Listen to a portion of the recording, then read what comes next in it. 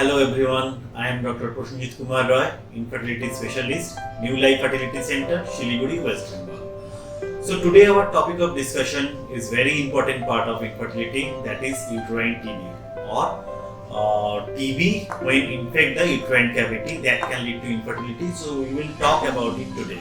What is uterine TB? What are the symptoms of uterine TB? How could we diagnose the uterine TB? And what are the treatment options for it? So uterine TB, when the TB bacilli, TB bacteria involve the uterine cavity.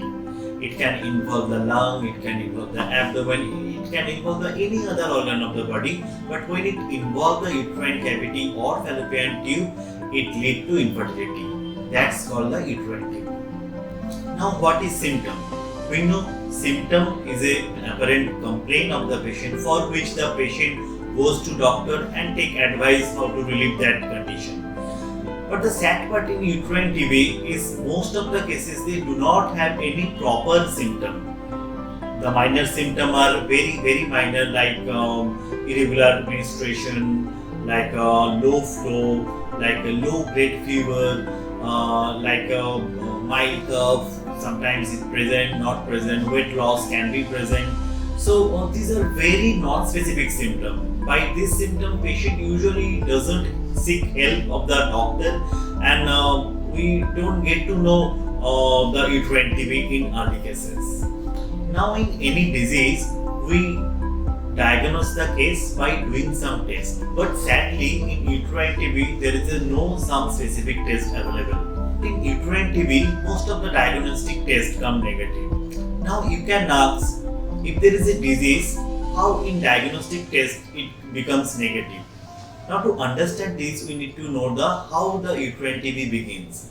It usually starts from the abdominal cavity, from where it involves the fallopian tube, then it comes toward the uterine cavity, involve the endometrium. So we know that in every menstruation, the endometrium shaded away, like menstrual flow. So when we do the test, we do from the endometrium, and we don't get the high volume of bacteria in the endometrium because it's said every month. We do the test from the endometrium like DNA PCR, like Gene Expert, like culture. But if there is a paucibacilli in the endometrium, we can't diagnose by doing the endometrium biopsy or by those tests. So test can be negative, but that doesn't mean the disease is not there. In our experience, in 50-60% cases, we usually get the TB in laparoscopic hysteroscopy despite having those tests become negative. So what are the other tests available? Other tests like Bantu test, where we put a injection in the skin to see the reaction. We do the chest X-ray to see the lung involvement. We do the ultrasound or TBS to see the endometrium, whether it is thin, or to see the hydrosalpinx, which affect both the tip. We also take the endometrial biopsy during menstruation or during hysteroscopy to do the culture test, to do the Gene Expert test, where we take the DNA of the TB and culture it. We do the MUM1 immunohistochemistry test. So there are a lot of tests available. But the most sensitive test is diagnostic laparoscopy and hysteroscopy. What we get in laparoscopy, when we put a camera inside the abdomen, we can see the blocked tube. We can see the hydrosalpinx inside the tube. Or what we can see, small multiple tubercle inside the abdomen, throughout the abdomen, or some caseation. If we do hysteroscopy, in hysteroscopy we find that in the initial stage we find there is a micropolyp throughout the endometrium. We can see the focal hyperemia, we can see the stromal edema. So these are the all initial features of the TB of the endometrium. In the late stage, we found adhesion. Adhesion means the adhesion between the two uterine wall, where the cavity almost completely get obtruted sometime. It called Asserman syndrome. It can be graded 1 to 4 according to its severity. So the most important point is, if you find some indication of TB in laparoscopy or hysteroscopy, you should start treatment as soon as possible.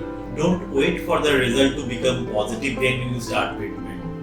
As it is a paucibacillary TB which involve the endometrium. So in test, it's always not possible to have a positive result. So if we treat in the initial phase, we will get the natural conception without any treatment. But if we fail to diagnose, if we get the patient in the later stage when the already adhesion form, sometimes it's not possible to have a proper treatment or have a conception without doing IVF. So it's important to know that this disease has very less symptom or no symptom, is very difficult to diagnose, and diagnostic laparoscopy, hysteroscopy can help in some way. Now come to treatment part. It's very easy to treat this TB rather than doing diagnosis. In the initial part, if we diagnose the TB, abdominal TB, you have to take fixed combination of drug for 6 to 9 months for extrapulmonary TB. You can get it from any government hospital free of cost. In the initial part, you can have some side effect like abdominal pain, vomiting, nausea, or abnormal liver function. If you have this, you can consult your physician or you can consult your gynecologist. It is very important not to stop your medication in between treatment. You have to take the complete treatment as advised by your physician. In infertility cases, you can start your infertility treatment after having 2 months of your medication. Then you can resume your infertility treatment. It can be either a normal try, it can be IVF, depending on the dual condition or your ovarian result. In our experience, in infertility patient comes with their TB after having proper treatment. 30% patient conceive naturally without any treatment.